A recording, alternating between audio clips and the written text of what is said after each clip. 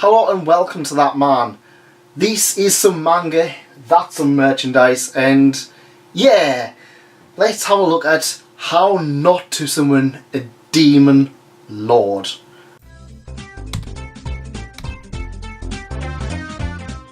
Now, I've read a lot of light novels in my time. I've read a lot of ones that people would consider a little bit cringy. Stuff like Do You Love Your Mom and a 2-hit multi-target attacks. Reborn as a Vending Machine. Konosuba. Tanya the Evil, Overlord, ReZero and plenty more I couldn't even remember off the top of my head. But then I read How Not to Summon a Demon Lord, Volume 1. The reason I picked this one up is that I think Bookwalker was doing a massive light novel sale, and I was just like, yeah, this was like for £2 or £3. I was like, yeah, you know what, I'll pick it up. And then I was like in between stuff, and I was like, oh, I don't know what I watch, and I was just like, oh, I'll read that, I'll try that. The front of the cover was just like, oh, it's an elf girl, it's a cute elf girl with big boobs, and I was like, yeah, that should have been a warning. Now, I haven't watched the anime, so I'm kind of just going off the light novel, but I really felt this one very difficult to get into. It was very much of a slog from start to finish. The reason being is that I kind of don't mind trashy light novels. I don't mind trashy manga. I'm a fan of Monster Musume, Yuna and the Haunted Hot Springs, and I even did one on a sex worker Isekai kind of thing. And this one just kind of felt like, I don't know, it felt, it was just like, I felt very much wish fulfillment. And I know a lot of series are wish fulfillment, but this one just kind of never really felt much apart from that. The main character is overpowered as hell, but it doesn't kind of come with that restriction that you kind of have with stuff like Overlord or Tanya the Evil, where Tanya the Evil, well, she's in the middle of a war. Overlord, he's been reborn as the final boss, but he kind of has to do stuff. This is kind of your usual kind of, I was reborn into another world, I've got to defeat these guys, I'll become an adventurer in the meantime. But on the plus side, what'll happen is there'll be some crazy hijinks, and you see these cute girls, I'm going to be their master, they're going to be my slaves, and as soon as I read that I was like, oh god. So this person plays this online game, I can't remember his real name, and he is then reborn into the world of the game. Well, he's summoned into the world of the game. He is Diablos. He is the final boss kind of demon guy. Yes, we're going to get a lot of parallels to Overlord here. And when he wakes up, oh my god, there's a cute elf girl with giant boobies, and there's a cat girl. Oh, and then the summoning goes wrong and they become the slaves, even though they summoned him, because, whoa, crazy. And yeah, that's like half the volume, and it's just like, yeah. I don't know, I really wanted to enjoy this volume 1. I really hope it does get better. If it does and you've read this and you've already kind of getting angry with us, let me know in the comments, does this get better? Is it worth keeping with? But I mean, things go from 0 to basically 500 as kind of Diablos ends up in all of these kind of conspiracies, and all these people out to kill him, because of course there is. He's entwined with this mage guild who have a lot of secrets. The two girls were probably the more interesting part of the series. But even then, they kind of just felt like generic harem protagonists. I've read that many series before, it was just kind of like, this booby elf, well, she's special because she's an elf, and they're normally flat-chested, but this one isn't.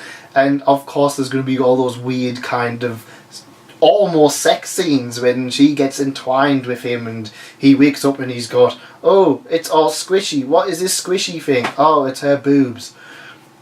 Yeah. But she's the princess and she's a special elf because she's got big boobs and all of the elves have got small boobs. Yeah, we know we're going to be doing well when it kind of goes, well, your character development is you have boobs. The other character is a cat girl, dog girl, kind of beast girl kind of thing. Kind of girl even. She's flat-chested, so of course we have the, oh, you have big boobs but I'm flat kind of joke. It turns out she's got part of the demon lord sealed away in her, which I thought was quite interesting until I kind of realised that, yeah, but we've kind of seen girls with stuff sealed in them before, but they've always managed to make them more interesting. And for most of the rest of the volume, it's kind of that. All these awkward things where the two girls are just like, they walk into the inn and they're just like, what's going on? It's like, we're his slave now. And he's just like, I'm too cool, I don't want to see you in that kind of thing. And I'm just like, you're a young boy who's been put into this world and you don't care about that kind of thing? Yeah. Yeah. One of the things I kind of would like to see is a kind of harem stuff like that, however the main protagonist is actually gay. They could have the harem kind of falling over and he's just like, no thanks. Yeah, that would be interesting. That would have made this character interesting, but no, we kind of get the whole thing. I'm just cool. I've got a cool design. Look at my powers, they're all OP, and I can defeat these other summons with so much ease. Yeah, you're not interesting though. You just don't have any personality. Ainz was overpowered, but he's an idiot. He's been thrust into this power of being absolute god, and he just doesn't know what to do. He's just kind of like, yeah, maybe that'll work, and somehow it does. Whereas this guy's just like, well, I'm overpowered, I'll just go fight this. Oh, this guy's dead. And then it kind of gets not to... The problem is when you do a character that's too overpowered, you kind of have to write it accordingly. Ainz is so overpowered he finds things too easy. Saitama in One Punch Man finds things too easy, so he's grown bored. The difference with these is that the rest of the world is being portrayed. The rest of the world still has these clashes. Overlord has the stuff with the lizard men. One Punch Man has the pro hero society. This is a world established to kind of make these overpowered characters just look that much more powerful when they do take action. In this, they kind of almost straight away have to write out an excuse for the enemies to be more stronger or just as powerful as the main protagonists. And it kind of doesn't work very well. In fact, the final battle, it kind of built out over the course of the volume, but it still kind of comes across as muddy, and I was kind of like, who are you? Oh yeah, you're that guy, you turned into something, and now you're super powerful. And I was kind of like, yeah, I don't really care. The struggles in One Punch Man and Overlord, they kind of make things worth fighting for. The struggles in Overlord, you kind of just like, you do get to see these characters have great time. And then the main protagonist comes in and just defeats them. That is kind of not the opposite of this. And if they kind of have this where the girls are mainly doing the thing, and he literally was a summon, because they've summoned him and he's just kind of mooching around with them, and it's just kind of like any other Isekai.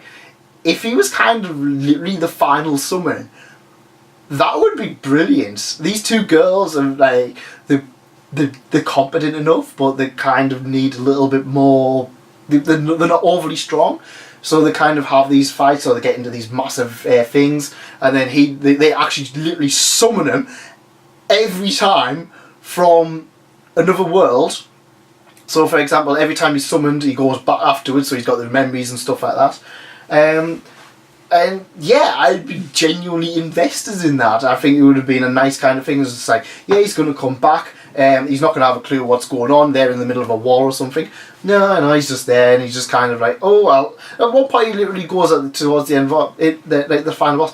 Oh well, I'll have to stop experimenting, won't I? And then he just kills him in one hit, and I'm just like, really? Really? It's one of those things, like I said, Overlord and One Punch Man, they have this massive world around them. They've made it their own, so when these characters do overpower the final boss or whatever, it is done rather well. This one's just kind of like, yeah, I'm going on quests. Oh, that quest was a dud.